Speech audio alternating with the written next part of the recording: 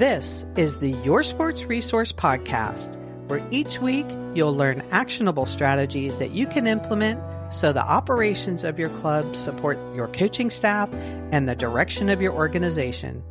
We are committed to excellence in youth sports leadership. Let's get started.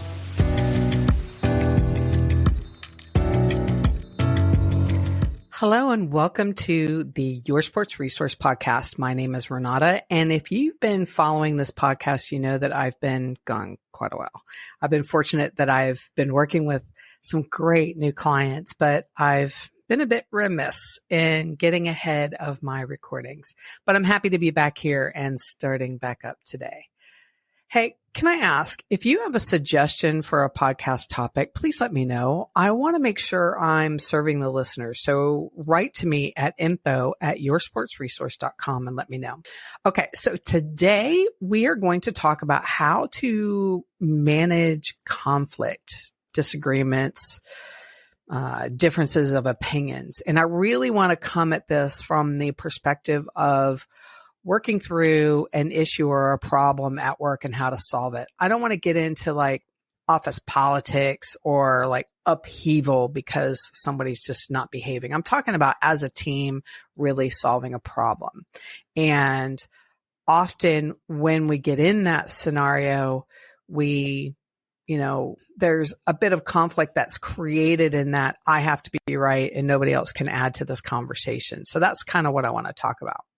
Now, I don't know what you think, but I find that when you have opposing views for a solution, the outcome falls really into two distinct buckets, right? Either avoidance of conflict, so I won't say anything or nobody says anything because there's always that one person who's talking, or an all or nothing approach. That person who's talking or the manager or whoever, it's like, no, it has to be my way and I can't listen to anybody else, which also ends up fueling the avoidance of conflict situation. So neither of which of these are healthy, and they typically reap very little reward, right? I get it. People are either quick to personalize and get angry over everything, or they're just so tired and they become apathetic. They feel like it's a waste of time to offer their opinions and their thoughts. I do get it. I don't like it, but I get it.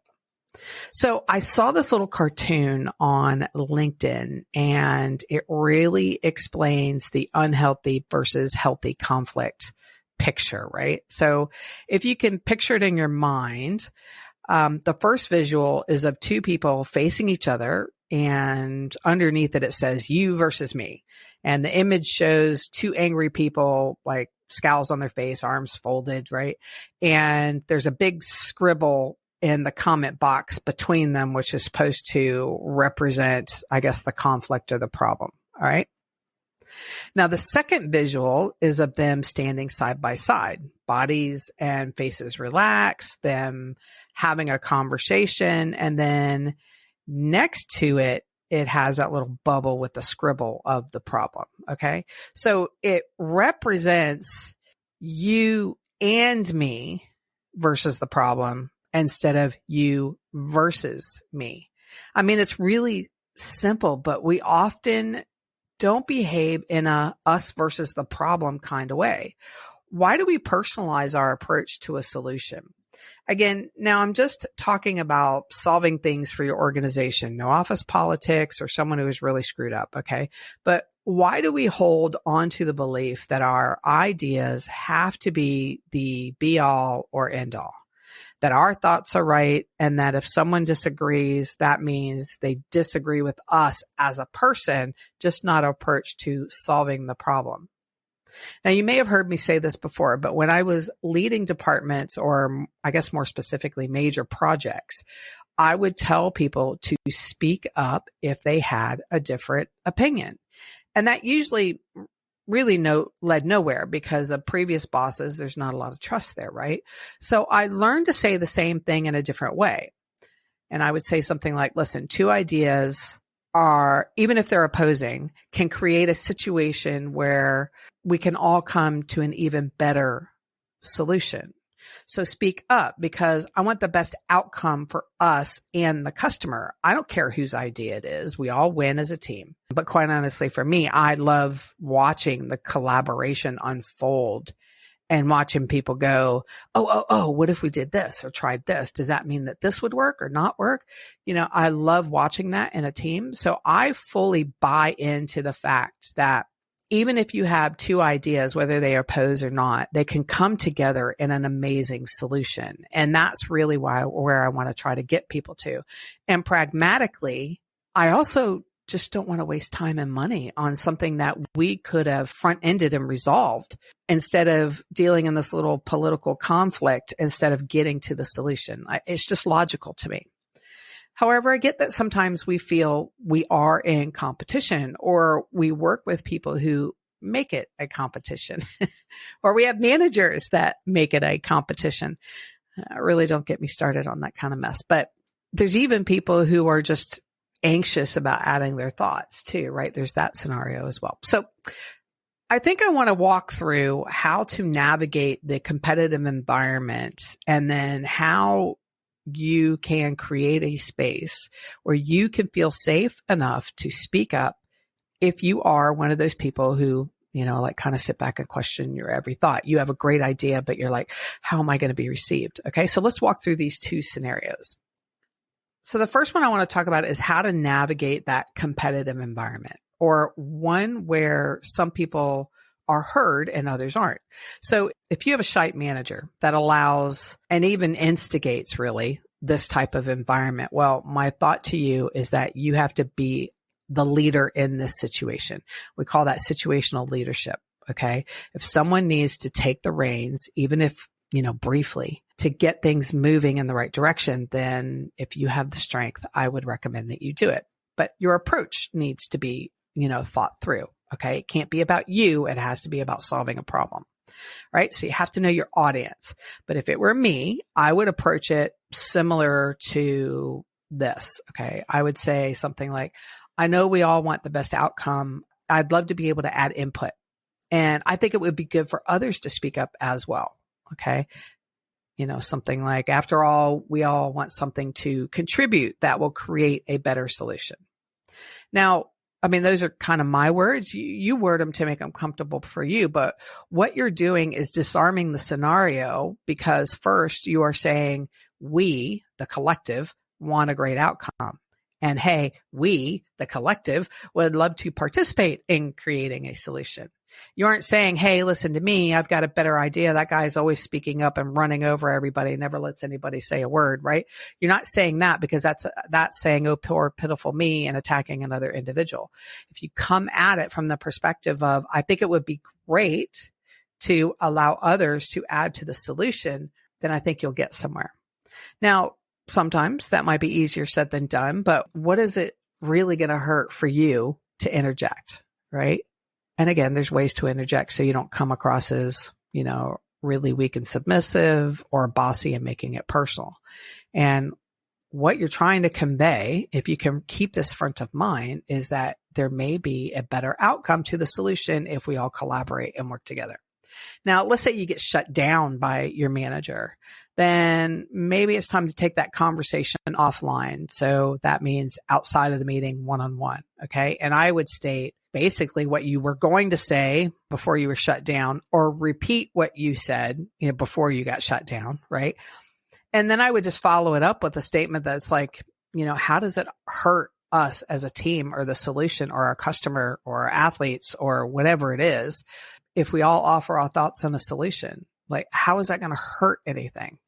You got to come from the perspective of getting them to recognize that, the collective sometimes is better. Sometimes if you let the collective constantly weigh in and everybody has differing opinions and nobody can make a decision, that's not really what I'm talking about, right? I'm talking about people, a group of people that are really smart who want to be involved in ensuring that the actions that your group is taking is in the best interest of your membership, of your athletes, of your board, of the community, whatever that decision is that you're facing. Okay. And again, if you're trying to, I just want to reiterate that if you're trying to mirror that picture that I painted at the beginning, it's really about us against the problem, not you versus me, right? What I really didn't consider is, what if you are the one shutting others down? So if that's you, I guess I would ask, what is wrong with feedback and collaboration? Just because you have the position of being the leader, I'm going to assume it's the leader that's shutting people down and not just someone else in the meeting. But if you're in the position of being the leader, it doesn't mean you have to have all the ideas and know all the solutions all the time. As a matter of fact, a true and strong leader acknowledges that he or she will be more successful if they let their team shine. Okay. It doesn't matter if it's a small discussion about practices or a large discussion regarding $1 million, project that you're building a pool or a track. It doesn't matter. Okay. Your team, and by team, I mean your staff, is watching how you operate. And a closed manager is not a leader. It's just someone who has the position of authority. So if you want to be a leader, then you utilize your team. If you get too much feedback and there's opposing views, listen, the decision still sits with you on the direction. But heck, what is it going to hurt by collecting information and potentially having an amazing outcome because you listen to others? Okay. You avoid problems, mistakes because you didn't, fully functionally think everything through. All right. So let's move on. So what if you're the person who really is sitting in these meetings and has a great idea, but I was going to say intimidated, but I don't know that intimidated is the right word. Let's just say you're nervous about speaking up and worried that others will be defensive, or maybe you're worried that they'll think your thoughts are silly or whatever it may be. Okay. If it's because others are defensive, well, that's easy. Go back to my words earlier, right? What's wrong with us being on the same side, working towards a solution, right? Who cares who came up with it, right? That kind of thing. Chances are when you engage in that kind of conversation, others will be right behind you because they also want to speak up. They also have thoughts. They may have the same thoughts you have, right? But more chances than not, if you don't speak up, it's because you are really probably second guessing yourself for whatever reason. And that's a bit different. But my response to you is still geared towards the collective. You do your fellow coaches and or your volunteers and potentially your athletes a disservice by not speaking up. And I just want you to reframe that in your mind.